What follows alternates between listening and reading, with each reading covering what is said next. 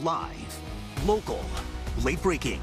This is WDSU News at 6. It's terrible. I mean, that's the last thing you want to do is leave your home.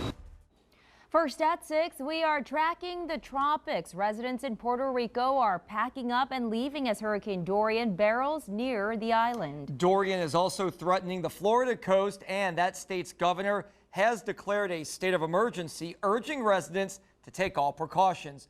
Forecasters say it could grow to a Category 3 hurricane. Right now, the storm preps are underway in both Florida and Puerto Rico to ensure residents are safe. And so let's go to Chief Meteorologist Margaret Orr in the Weather Center for the latest. Margaret? I'm telling you, Dorian is looking better organized. Max winds 80 miles per hour. Air Force reconnaissance in there recently showing that pressure dropping. You can see the heaviest rain on the east side, the south side, the north side. But look, over here by Puerto Rico, looking pretty good. The storm moved over the British and U.S. Virgin Islands, and it's moving to the northwest. This is the radar out of Puerto Rico, so every now and then the wind is going to interfere with that transmission. We can check out the forecast, and it's forecast to intensify, becoming a Category 3 hurricane as it moves to the northwest over warm water, and the winds aloft not very strong, nothing to really knock it down. Forecast to move to the north of the Turks and Caicos, possibly right over the northern portion of the Bahamas. That would be on Saturday and Sunday. And then moving into Florida, it's going to be a Cat 3 then, possibly moving into the Gulf of Mexico. So something we're going to have to watch carefully. We've seen how this forecast has changed over time, so truly we have to watch it. Here is a look at what's happening right now. You can see that circulation, the eye about 15 to 20 miles wide, and at this point it is over warm water. We're also looking closer to home, very strong storms now over by Baton Rouge. If you're traveling over there, stay weather aware. This activity is moving to the south, associated with a cold front that's pushing through. Thunderstorm just fired up over the lake, and then we've got rain closer to the coast. The rain kind of helped knock down those temperatures, which climbed into the low to the mid 90s. As you go into the evening, the rain dissipates. Tomorrow, we're going to get some sunshine in here. It's going to feel a little less humid, but it's still going to be hot. More on that and the forecast models for Dorian coming up.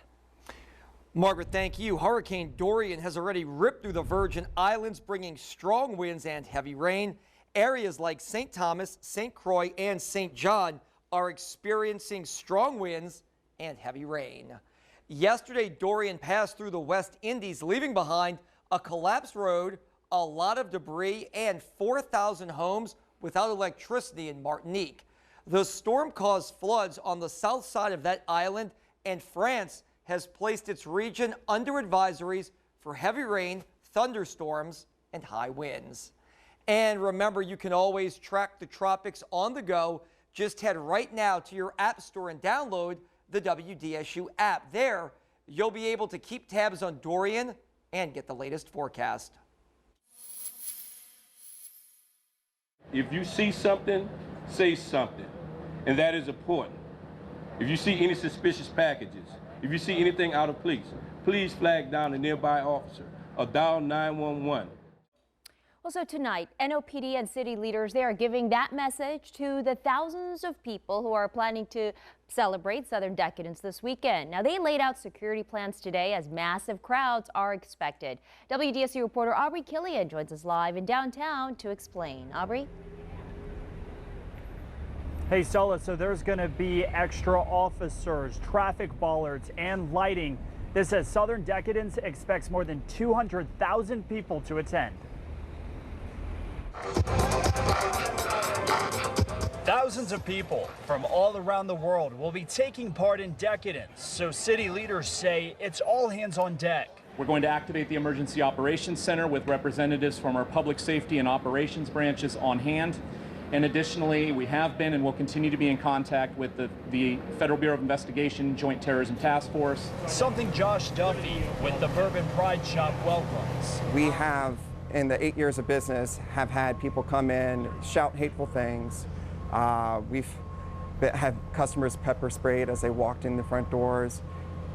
And, you know, we go through that not every day, but enough to warrant having security measures. And whether you're local or coming in from another country to experience the city, NOPD says their biggest focus is keeping crowds safe.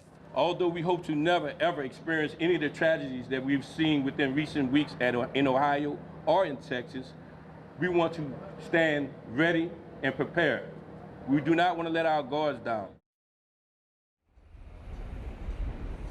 NOPD also says on Sunday there's going to be some more street closures because of the parade. To see the full list of closures, you can head to the WDSU mobile app. Reporting live in New Orleans, I'm Aubrey Killian, WDSU News. All right, safety is important, Aubrey. Thank you so much for that. Well, during the Southern Decadence Festival, NOPD will show its support for the LGBTQ community. Officers patrolling will sport these special badges right here. They are featuring pride colors. The badge was first introduced this past June for Pride Month. You know, during the big Decadence weekend, the Bourbon Street construction project will pause. Today, crews started removing fencing in work areas. The city says temporary asphalt will be poured and all the machinery will be out by the end of the day. Construction will start again next week. Now to the question that a lot of travelers may have about the new Louis Armstrong International Airport. When will it finally open? According to the aviation director, fall 2019 is still when the construction project will be finished. WDSU's Sherman DeSalle is live at the airport right now. He attended this presentation today. And Sherman, what is the very latest on this billion-dollar project? Yeah, Travers, the director was pretty adamant. He said that this new terminal will be completed in the fall.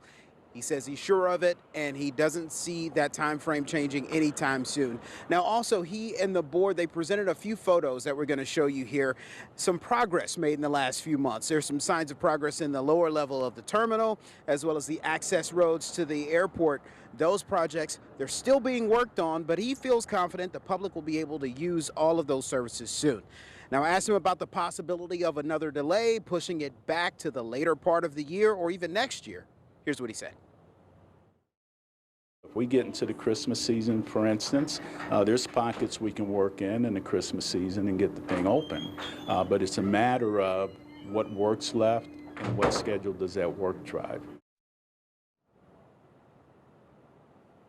Yeah, and again, he said he's pretty confident that this thing will see the light of day come fall 2019. It's also going to have some additional parking spaces, up to 2,400 for the people who need them. Reported from MSY, Sherman DeSalle, WDSU News. Sherman, thank you. Still to come, Orleans Parish flooding concerns. Well, the major issue city leaders are addressing as they look for ways to prevent flooding in the city. And the Baby Cakes are gearing up to leave New Orleans. The last time you'll be able to catch the team in action, and details on team merchandise. And we continue tracking Hurricane Dorian as forecast models keep changing. We'll let you know what areas to keep an eye on. You're watching WDSU News at 6. We'll be right back.